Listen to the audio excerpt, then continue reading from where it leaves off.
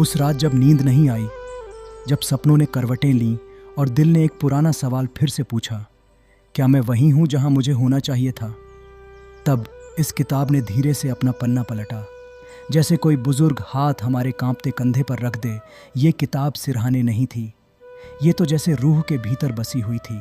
और उस पल जब सब कुछ खोया खोया लगता था, ये किताब सामने आई, द एल्केमिस्ट।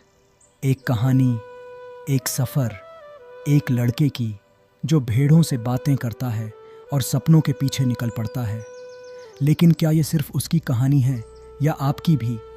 क्या कभी आपने भी रातों को जागकर वो सपना देखा है जो आपको बार बार खींचता है, लेकिन दुनियावी डर उसे दबा देते हैं? तो फिर ये किताब सिर्फ पढ़ने के लिए नहीं है, इसे जीने के लिए है। लिखी है इसे पाउलो कोएल्हो ने, एक ऐसा इंसान जिसने 38 साल की उम्र तक खुद को खोया हुआ माना और फिर इस एक किताब से पूरी दुनिया को जगा दिया। द एल्केमिस्ट कोई बड़ी बड़ी थ्योरी नहीं देता। ये कहता है, जब तुम किसी चीज़ को सच्चे दिल से चाहते हो तो पूरी कायनात उसे तुमसे मिलवाने की साजिश करती है।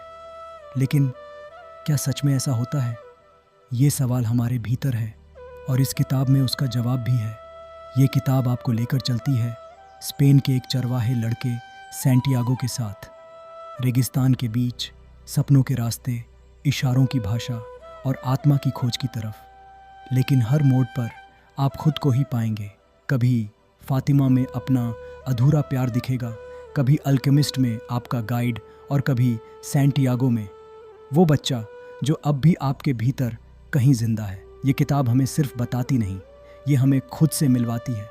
और इसीलिए आज हम इस किताब को सिर्फ पढ़ने नहीं जा रहे, आज हम इसे महसूस करेंगे, क्योंकि ये कोई साधारण कहानी नहीं, ये ज़िंदगी की पुकार है। तो आइए चलें उस सफ़र पर जहाँ हर पन्ना एक आईना है और हर लफ्ज़ एक जवाब। द एल्केमिस्ट अब सिर्फ एक किताब नहीं, आपकी एक नई शुरुआत बन सकती है। कहानी की शुरुआत होती है स्पेन के एंडालुसिया नामक इलाके से, जहां सैंटियागो अपने भेड़ों के साथ घूम रहा होता है। वो कोई आम चरवाहा नहीं है, वो एक ऐसा लड़का है जो पढ़ा लिखा है, किताबें पढ़ता है, सोचता है और सपने देखता है। एक दिन उसे एक अजीब सपना आता है, लगातार 2 बार। सपना था वो मिस्र के पिरामिड्स के पास खड़ा है और वहाँ उसे एक खजाना मिलने वाला है, लेकिन सपना अधूरा रह जाता है हर बार। इस अधूरे सपने ने उसके दिल में एक बेचैनी जगा दी। सैंटियागो अपनी किताबें बेचकर एक शहर पहुँचता है और वहाँ उसकी मुलाकात होती है एक रहस्यमयी बूढ़े इंसान से। नाम है मेल्कीजेदेक, जो खुद को सलामिस का राजा बताता है। वो लड़के को एक नया शब्द सिखाता है, पर्सनल लेजेंड, यानी तुम्हारा जीवन का असली मकसद। वो कहता है, जब तुम कुछ सच्चे दिल से चाहते हो तो पूरी कायनात उसे तुमसे मिलाने की साजिश करती है। बूढ़ा राजा सैंटियागो को 2 जादुई पत्थर देता है, उरिम और थुम्मिम, जो उसे सही गलत निर्णयों में मार्गदर्शन करेंगे। बूढ़ा राजा उसे एक ज़रूरी पाठ पढ़ाता है, अगर तुम अपने पर्सनल लेजेंड की राह पर नहीं निकले तो ज़िंदगी भर पछताते रहोगे। सैंटियागो अपने सारे भेड़ बेच देता है और अफ्रीका पहुंच जाता है। टैंजियर्स शहर वो पूरी उम्मीद से भरा होता है, लेकिन पहली ही शाम एक धोखेबाज उसका सारा पैसा चुरा लेता है। अब वो एक अनजान शहर में अकेला है, कोई पैसा नहीं, कोई सहारा नहीं। यहीं पर हमें पहली बड़ी सीख मिलती है, हर सपना एक कड़ी परीक्षा से शुरू होता है। यह कायनात की तरफ से तुम्हारी नीयत की जांच होती है। अब सैंटियागो एक क्रिस्टल बेचने वाले दुकानदार के यहाँ काम करने लगता है।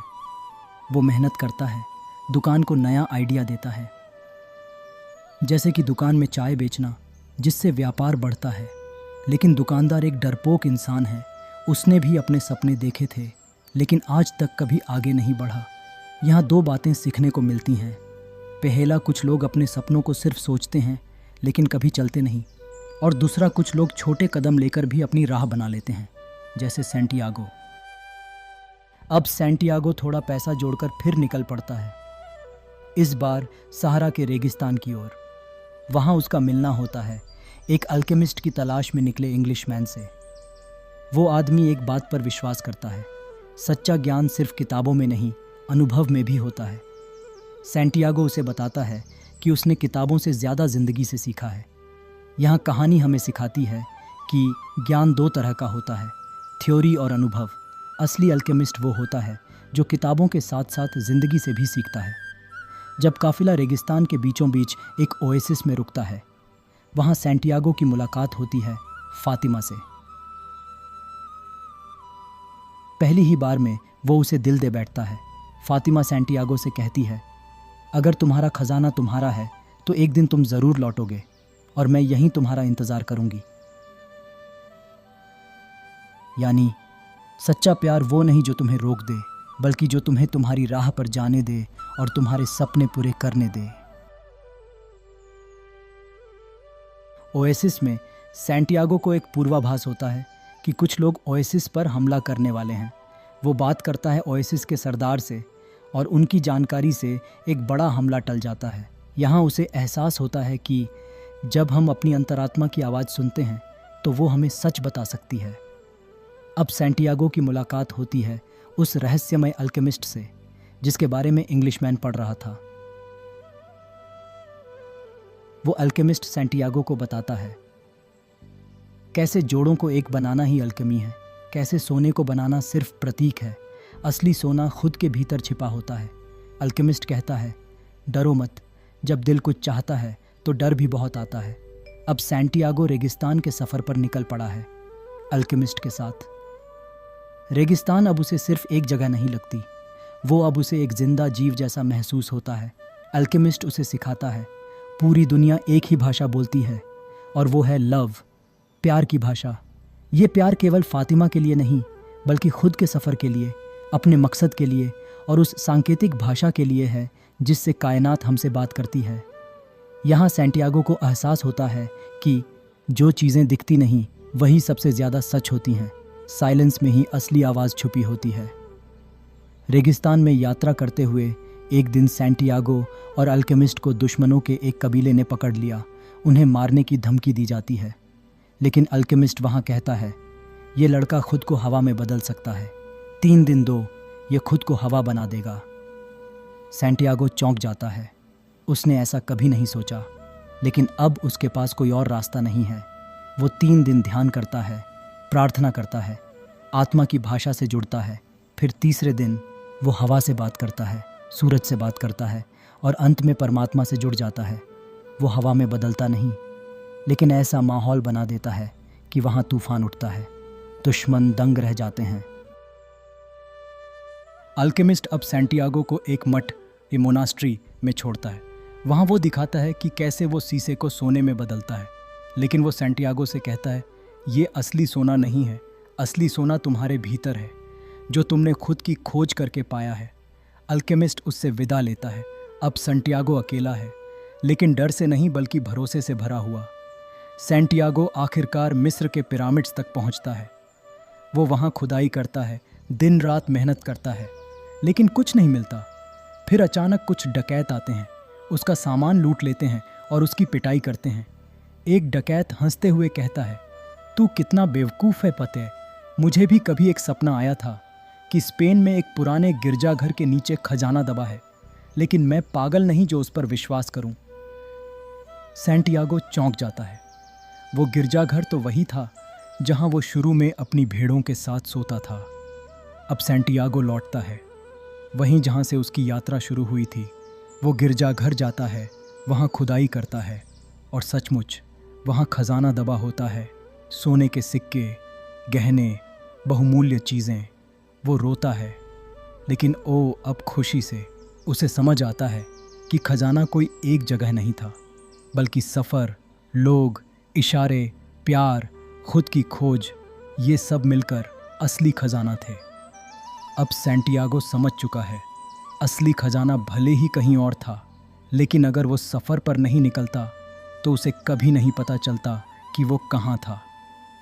जब तुम किसी चीज़ को सच्चे दिल से चाहते हो तो पूरी कायनात उसे तुमसे मिलवाने की साजिश करती है। वो अब फातिमा के पास लौटता है, ओएसिस की ओर, इस बार एक अमीर, समझदार और आत्मिक रूप से जागरूक इंसान बनकर। तो ये थी कहानी एक चरवाहे लड़के की जो अपने ख्वाबों के पीछे निकला था और आखिर में वहाँ पहुँचा जहां उसकी रूह ने उसे हमेशा से बुलाया था। कभी सोचा है कि हम सबके भीतर भी कोई सैंटियागो छुपा है? कोई ऐसा जो बचपन में सितारों को देखता था और सोचता था, क्या मैं वहां तक उड़ सकता हूं? कोई ऐसा जो दिल की आवाज़ सुनना चाहता है, पर डर, शोर और समाज की पाबंदियों में कहीं वो आवाज़ दब गई है। द एल्केमिस्ट कोई साधारण किताब नहीं है। ये वो दर्पण है जिसमें अगर तुम सच में झांको तो तुम्हें अपना सपना दिखेगा, वो सपना जिसे तुमने कभी ज़मीन के नीचे दफना दिया था। पाउलो कोएल्हो ने ये किताब उस दौर में लिखी जब उनके अपने सपनों पर लोग हंसते थे, जब दुनिया ने उन्हें ठुकराया था, पर उन्होंने कलम नहीं छोड़ी क्योंकि उन्हें यकीन था जब आप किसी चीज़ को सच्चे दिल से चाहते हैं तो पूरी कायनात उसे पाने में लग जाती है। ये एक कहानी नहीं, ये एक मार्ग है, एक रास्ता जो हमें याद दिलाता है कि खजाना कहीं बाहर नहीं, हमारे भीतर है। हर बार जब जिंदगी ठहर जाए, जब तुम हार मानने लगो, जब लगे कि तुम्हारे सपने बस ख्वाब ही रह जाएंगे, तब इस किताब को फिर से पढ़ना, क्योंकि ये किताब तुम्हें नहीं सिखाती कि क्या करना है। ये तुम्हें वो सवाल देती है जिनका जवाब सिर्फ तुम्हारा दिल जानता है। अब वक्त है उन पन्नों को बंद करने का नहीं, बल्कि उन्हें जीने का, क्योंकि द एल्केमिस्ट कोई किताब नहीं, ये एक जिंदा दस्तावेज़ है, तुम्हारी आत्मा का नक्शा है, और ये तब तक तुम्हारा पीछा नहीं छोड़ेगी जब तक तुम अपने खजाने तक न पहुंच जाओ। तो चलो, उठो, चल पड़ो उस सफ़र पर जहां तुम्हारा दिल तुम्हें बुला रहा है, क्योंकि सपने सिर्फ देखने के लिए नहीं होते, उन्हें पूरा करने के लिए एक पागलपन चाहिए, और वो पागलपन इस किताब ने तुम्हारे दिल में बो दिया है। अब हम विदा लेते हैं, लेकिन यकीन मानो, द एल्केमिस्ट के ये शब्द अब तुम्हारे साथ चलेंगे, हर मोड़ पर, हर रास्ते में। दोस्तों, अगर आपने यहाँ तक सुना है तो आप उन चंद लोगों में से हैं जो ज्ञान को सिर्फ पढ़ते नहीं, महसूस करते हैं। और अगर इस वीडियो ने आपके दिल को छुआ हो, अगर एक भी लाइन ने आपको सोचने पर मजबूर किया हो, तो एक छोटी सी रिक्वेस्ट है, इस वीडियो को लाइक कर दीजिए, किसी एक दोस्त के साथ शेयर ज़रूर कीजिए जिसे आज थोड़ी सी रोशनी की ज़रूरत है। और अगर आप नए हैं इस चैनल पर तो सब्सक्राइब करना मत भूलिए, क्योंकि यहाँ हर हफ्ते हम लाते हैं ऐसी कहानियाँ, ऐसे विचार जो आपकी सोच को बदल सकते हैं। और हाँ, कमेंट करके ज़रूर बताइएगा कि इस ऑडियो बुक से आपने क्या सीखा, कौन सा हिस्सा आपके दिल में उतर गया। आपकी एक कमेंट हमें बताती है कि हम सही दिशा में हैं। मिलते हैं अगले एपिसोड में एक नई किताब, एक नई सोच और एक नई शुरुआत के साथ, क्योंकि किताबें सिर्फ पढ़ी नहीं जाती, जी जाती हैं। तब तक